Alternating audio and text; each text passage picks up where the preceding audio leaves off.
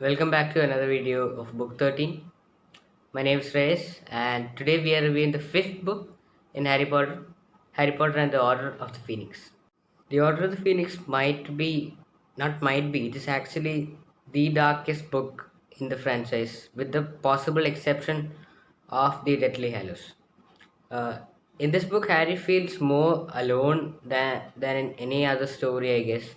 It even opens with Harry being alone in a dark flower bush, which I think is a perfect symbolism.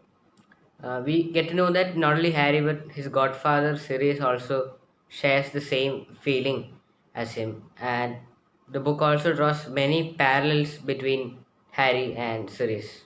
Speaking of parallels, The Order of the Phoenix can be seen as a kind of reboot to the entire franchise because it draws many parallels between the first book, The Philosopher's Stone. For example, the events of the first book happen only because Harry survived Voldemort, and the events of the Order of the Phoenix happen because Harry survived Voldemort again. And also, many people were resistant to trust Harry in the first book. Uh, for example, Draco Malfoy, and this is exploited or shown in a very larger way in The Order of the Phoenix. And Harry also goes in the Ministry of Magic for the first time, and he feels wondrous. And this can be compared to the first time he went to Diagon Alley with Hagrid. Even though I told this is a really dark book, Order of the Phoenix might be also the most mysterious book in the franchise. Well, actually, one of the central plots of the story is the Department of Mysteries, and I don't think this is just a coincidence by J.K. Rowling. Speaking of the Department of Mysteries, I honestly think that this book should be renamed as Harry Potter and the Department of Mysteries, or even Harry Potter and Dumbledore's Army, because both these had more plot significance and importance than, say, The Order of the Phoenix, which is actually the title of the book. And Order of the Phoenix did not even influence much things that happened at Hogwarts, even though it had Hogwartian members in it. But the what matters is the content of the book and not the title. The book is also vaguely stylish and even funny, although only sometimes. Luna Lovegood adds a lot of humor while still not make us forget about the seriousness of the story. And speaking of style, Dumbledore's entrances into the Ministry of Magic are totally amazing, and I'm really glad that we got to see that come to life in the movies. And the whole Dumbledore's army thing of Harry teaching the other students defense against dark arts because Umbridge would not let them do that. Uh, Really proved that our main hero of the entire series is not just a mediocre schoolboy, and he has talent, and that's why he survived Voldemort three times, which is not out of luck but out of skill. It was really good to experience Rowling let Harry himself shine through instead of another character like Hermione, Ginny, Sirius, and Cedric in books 1, 2, 3, and 4, respectively. Even though I really like this book, I do have a small complaint. This book is just too long to be interested throughout the entire read. Even it is slightly boring. The parts when Dumbledore was gone from Hogwarts are even slightly boring, and I've never even felt this way about any other Harry Potter book.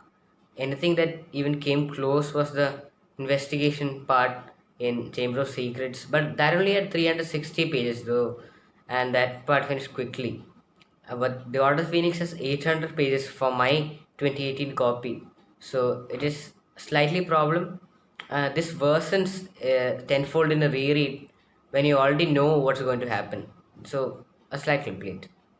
Also, the books from 1 to 4 seem like a huge build up for this one. So I don't find it surprising that many fans back in when this was published thought that this was going to be the last Harry Potter book.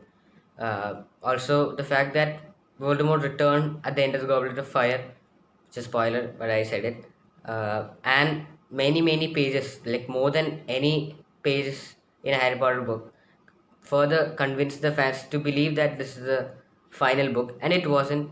So I get to see that why many still believe that this is the worst book in Harry Potter, but I don't think so. And you can see more of that in a video I'll shoot after I review all the books, that is books from 1 to 7 in Harry Potter, and I'll talk about more rankings and stuff. Now's the time to discuss the themes and the book belonging to a certain Hogwarts house. Now, this is the part where I struggled the most and still I have not found the exact answers. However, the theme, I guess, is the contrast between good and evil. And I think Sirius Black puts it best. The world isn't split into good people and their teachers.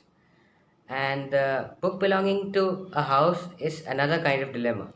After two rereads, I've convinced myself that I still cannot decide between Gryffindor and Ravenclaw.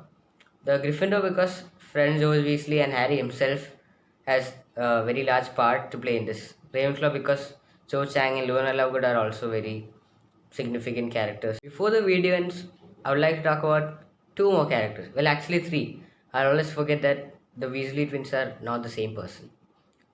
And in addition to the Weasley twins, I would also like to talk about Dolores Umbridge, introduced in this book.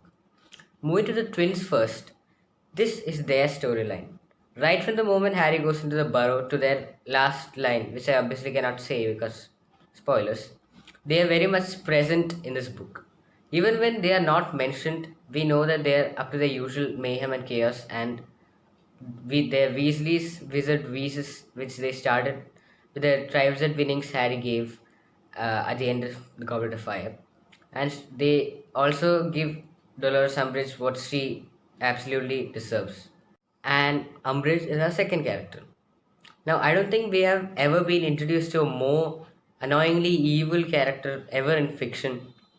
I've even seen countless articles that she is more evil than the actual evil in the story, Lord Voldemort. I don't think so. She's just annoyingly evil. She just loathes Harry, Dumbledore, and whoever hates on her beloved ministry. And even though she's a very hateable character, Dolores is also a very well written character. And I have to put my hats off for J.K. Rowling for creating such a complex character in such a stage of a very important franchise. Overall, I think The Order of the Phoenix is a really good book, and the word good just sums up it so well. It's not bad for Harry Potter standard, it's not amazing for Harry Potter standard, but it's good.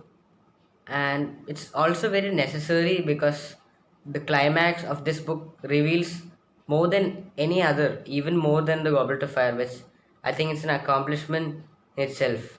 If you like this video, don't forget to leave a like, hit the subscribe button, and I'll see you guys in the next video with Harry Potter and the Half-Blood Prince.